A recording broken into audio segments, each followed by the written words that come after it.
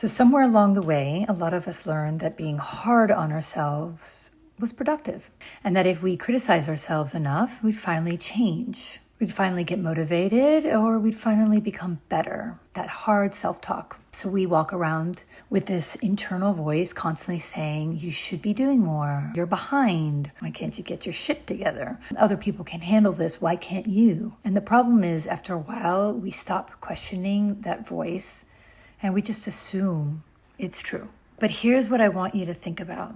Has that voice actually helped you become the person and the version of the person you want to be? Or has it just kept you anxious, overwhelmed, frozen, and emotionally exhausted? Because there's a difference between accountability and self-attack. Accountability says, I need to make a change and I can handle it.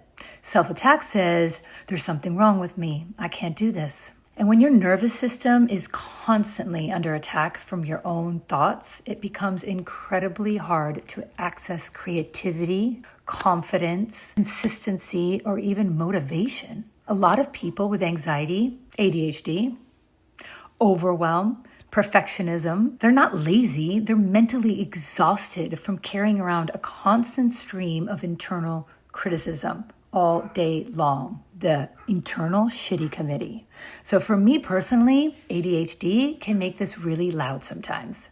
I feel you. I'll look at my schedule or all the things I need to do, and immediately my brain starts spiraling. You're behind. You're never going to finish this. How are you going to cope? Why do simple things feel harder for me than everybody else, right? Everybody else has their shit together. How are you going to get all this stuff done? And what I realized over time is that those thoughts didn't make me more productive. They actually shut me down. I was frozen. I didn't even know where to start. I was overwhelmed. And the more I attacked myself internally, the harder it became to focus, prioritize, or even start.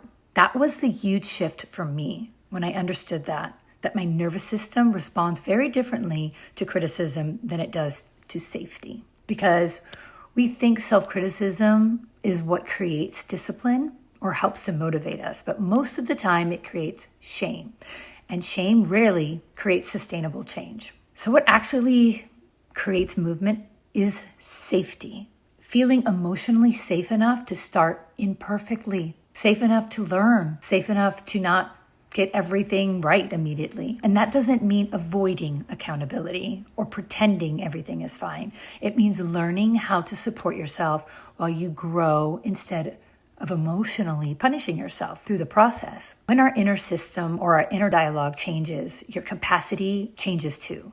So you think more clearly, you regulate faster, you stop wasting energy fighting yourself internally all day long. Today, I want you to start paying attention to the tone you use with yourself every single day. Not just the words, the tone. Check in with yourself. Is it harsh? Is it shaming? Is it constantly telling you that you're failing somehow? And then ask yourself, is this voice actually helping me to become the version of myself that I'm trying to create? Is it aligned with my vision?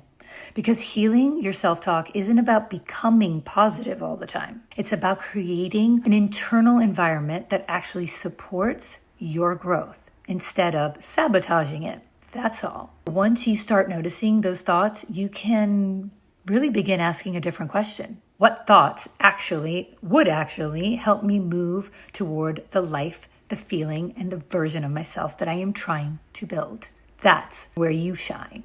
That's where real change starts with you and your mind. Big love.